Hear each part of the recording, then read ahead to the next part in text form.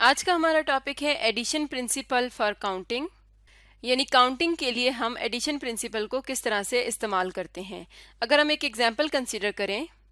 तो एक क्लास में अगर मेल स्टूडेंट्स की तादाद है 13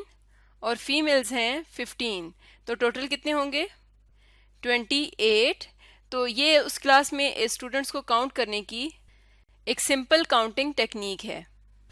अगर हम सेट्स की बात करें तो हमारे पास अगर दो सेट्स हैं, एम शो कर रहा हो सेट ऑफ मेल स्टूडेंट्स को और एफ शो कर रहा हो सेट ऑफ फीमेल स्टूडेंट्स को, तो एम और एफ का जो यूनियन होगा वो शो करेगा सेट ऑफ ऑल स्टूडेंट्स, यानी इन दोनों का सेट्स का जो यूनियन होगा वो शो करेगा सेट ऑफ ऑल स्टूडेंट्स को। और जैसा कि एम और एफ सेट्स के दरमियान में कोई भी एलिमेंट कॉमन नहीं है, तो हम कह सकते हैं कि इन दोनों का जो इंटरसेक्शन होगा वो एम्प्टी सेट होगा।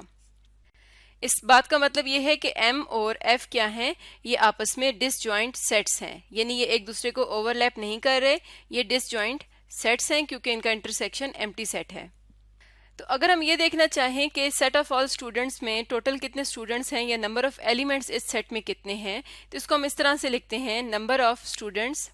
Number of elements in m union f is equal to number of elements in m plus number of elements in f।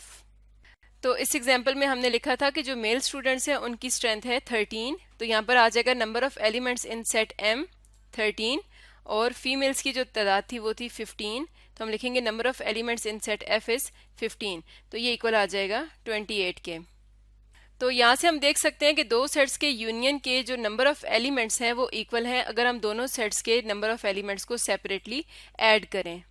लेकिन अगर हमारे पास एक एग्जांपल इस तरह से हो कि 22 स्टूडेंट्स हैं जो मैथ्स लेते हैं, 16 स्टूडेंट्स टेक फिजिक्स और 7 स्टूडेंट्स ऐसे हैं जो मैथ्स और फिजिक्स दोनों लेते हैं, तो अगर हम मैथ्स के स्टूडेंट्स के सेट को m का नाम दें और फिजिक्स के स्टूडेंट के सेट को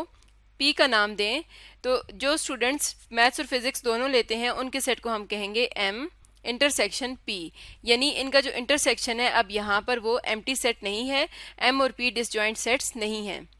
तो इस केस में अगर हम फाइंड करना चाहें number of elements in m union p, यानी टोटल कितने स्टूडेंट्स होंगे, तो अगर हम इसको इस तरह से लिखें, number of elements in m plus number of elements in p,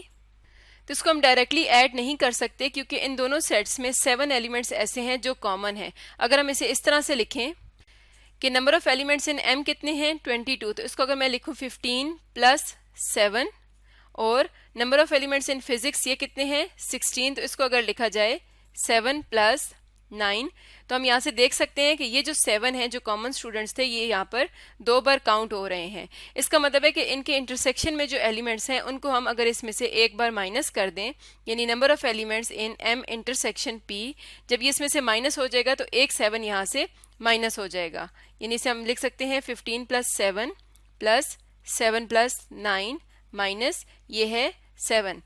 तो हम 7 को 2 बार काउंट करने के बजाय यहाँ से एक बार माइनस कर देंगे, तो हमारे पास जो अब इनका यूनियन की नंबर ऑफ एलिमेंट्स आएंगे वो एग्जैक्ट आएंगे,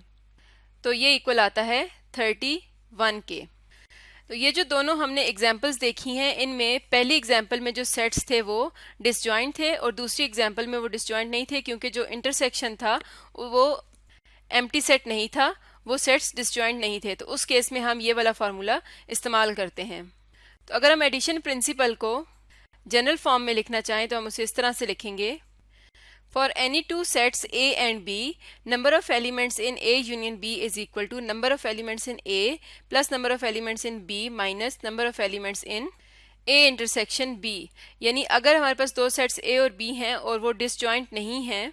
ओवरलैप कर रहे हैं, तो उनके लिए जो हम एडिशन प्रिंसिपल इस्तेमाल करेंगे उसके लिए ये फार्मूला है, यानी अगर हमने उनके यूनियन के नंबर ऑफ एलिमेंट्स फाइंड करने हो और अगर a और b दोनों सेट्स डिसजॉइंट हों तो उस केस में हम सिंपली उनके नंबर ऑफ एलिमेंट्स को ऐड कर सकते हैं। तो इसे हम कहते हैं addition principle for counting. Addition principle से रिलेटेड एक एग्जाम्पल देख लेते हैं।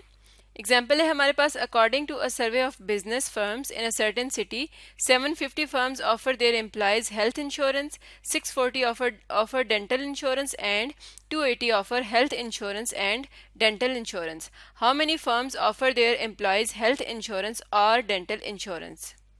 तो अगर हम इस एग्जाम्पल में देखें तो हेल्थ इंश्योरेंस के लिए हम यहाँ पे जो सेट है उसको नाम देंगे H और डेंटल इंश्योरेंस के लिए हम नाम देंगे D और यहाँ पर दूसरी कंडीशन है health insurance and dental insurance, तो इसके लिए हम टर्म यूज करेंगे H इंटरसेक्शन D, यानी ये इन दोनों सेट्स के इंटरसेक्शन को शो करेगा। क्वेश्चन ये है how many firms offer their employees health insurance और डेंटल इंश्योरेंस। तो जब हमारे पास और आ जाता है तो इसके लिए हम यूनियन का इस्तेमाल करते हैं, यानी H यूनियन D। तो यहाँ पर हम लिख सकते हैं number of elements in H are 750 ऐसी हैं जो हेल्थ इंश्योरेंस ऑफर कर रही हैं, तो इसका मतलब है कि ये आ जाएगा 750। इसी तरह number of elements in D ये कितने हो जाएंगे 640 और 280 ऐसे हैं जो दोनों इंश्योरेंस ऑफर कर रही हैं, तो हम लिखेंगे number of elements in H intersection D is equal to 280 और हमने फाइंड आउट करना है number of elements in H union D।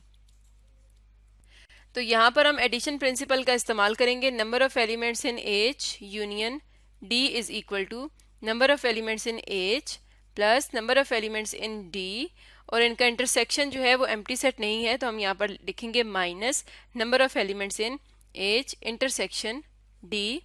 तो H में कितने एलिमेंट्स थे 750